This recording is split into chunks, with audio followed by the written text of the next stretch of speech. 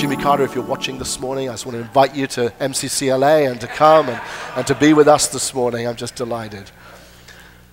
There came a time in my life, however, and I think it really has been something that's been evolving, is that I came to an understanding that actually my role as a clergy person, my role as a person who gets up every Sunday and speaks to a group of people, is not realistically to be the person who holds the truth.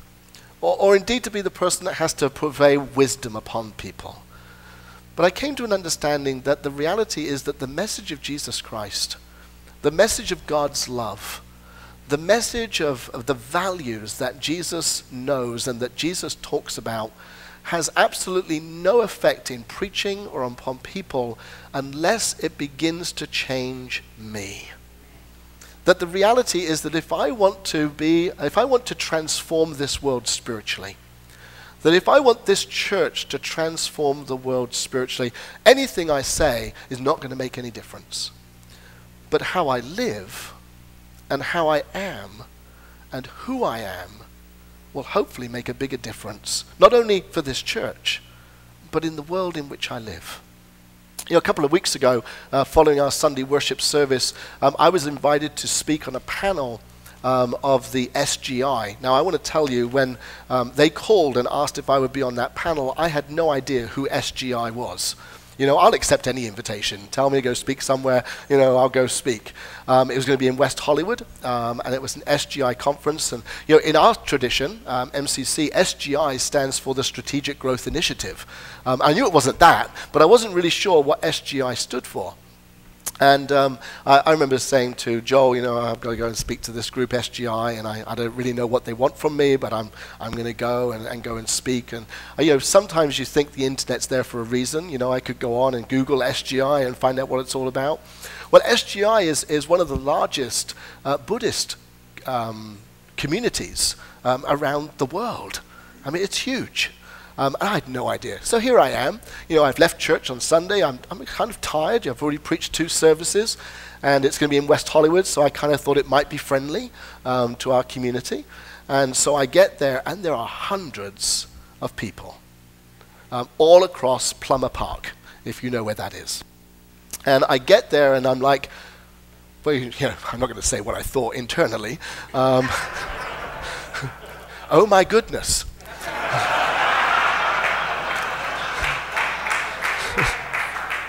The title of the conference was Transforming the Human Spirit. So I had an inkling of what I was going to be speaking about.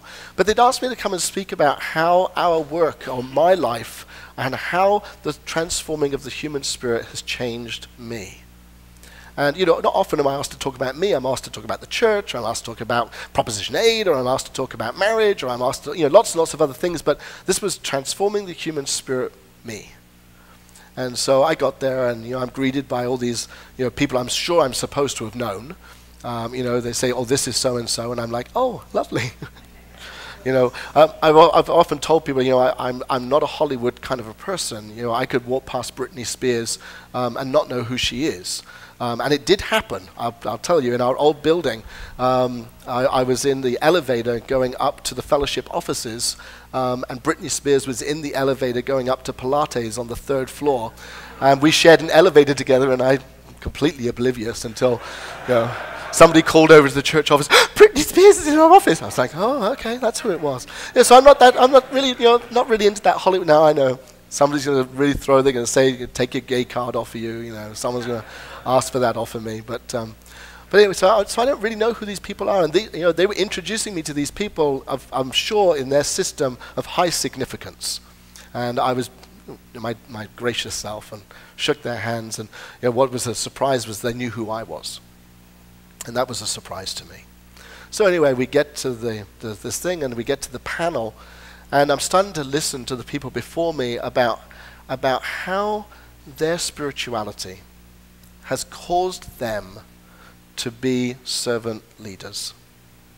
About how their spirituality, their spiritual path, and not all of them, this was a Buddhist convention, so it wasn't about Christianity, but how their spiritual path has transformed not only themselves, but because of that has transformed the world in which they live in. And it was just amazing to me as I started to hear not only my own thoughts, but my own story being spoken about from other faith traditions, from other different faith perspectives. You know, I have a very deep appreciation of many different faiths in this world. You know, I happen to be a Christian. And I happen to have been brought up in a system where Christianity was the one, but you know, I don't believe that any other faith system is of any less value. And I know that's difficult for some people, but I truly believe that we're all in this boat together. And that God is God, and God can be expressed through many, many different ways and many very different avenues. But I happen to know God through Jesus Christ. And Jesus Christ is the one that I follow, and that's my base. That's where I come from. And so I started to share my story. And I started to share what I believe has been happening for me over these last 7 years. Is I've started to realize that realistically, Christianity is definitely not about dogma. Christianity is not about telling people how to live or what to do. And my role as pastor is not to do that. But my role as pastor is to be in touch with my spiritual transformation. And that my role as a professional clergy person is to allow that transformation to live itself out in community, so that every single one of us know that we have the potential and the possibility to be spiritually transformed when we get in touch with our spirituality. Not Reverend Neil's spirituality, not Reverend Pat's spirituality, although I wouldn't mind a bit of it. Not Reverend Alex's spirituality, although I wouldn't mind some of his effervescence, you know? But that my spirituality is the only thing that I need to take care of. And that your spirituality is the only thing that you need to take care of. Because when you take care of your own spirituality, transformation happens. It doesn't happen through me speaking to you, although perhaps that may be the catalyst from which you would begin that process. But it's not my job to tell you what to believe or what to do. And I think that's what Jesus was speaking about, certainly in our scripture today, when Paul reminds us of that depth of love and grace. He's not inviting you to take his experience. He's inviting you to take your own experience and to take that to its deepest level, to its highest level, to its widest level. Because not one of us will know how amazing Christ's love is. I thought Bonnie read that for us very beautifully, and I could see the smile that came upon her face when she read that no one of us will be able to contain all of Christ's love, or will be able to measure the depth of that love. But that when we come together, we get to see a glimpse of it because we see it in one another. That when we're truly working on our spirituality and our spiritual development, not only are we being transformed, but because of that, the world is being transformed. That when we truly take our spirituality and our transformation process seriously, then we can fail not but be changed. If you're not working on your spirituality, then we become dead. But if we are truly working the program, sounds like a 12-step meeting. It works if you work it. Isn't that what we say at the end? I mean, isn't that what people say at the end of 12-step meetings? It works if you work it. They also say keep coming back.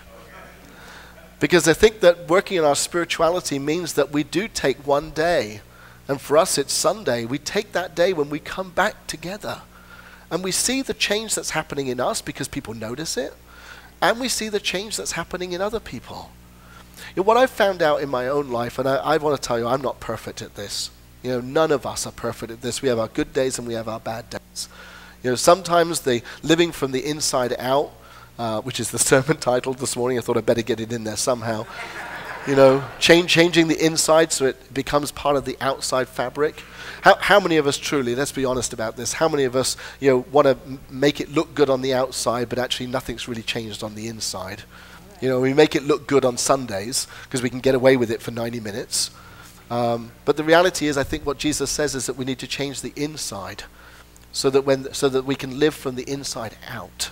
So that the change that's happening on the inside suddenly becomes part of the outside fabric of who we are. And that's been the most exciting thing for me in this spiritual journey, is that I've taken so much time and continue to make, because I think this is part of a journey, a life's journey, is that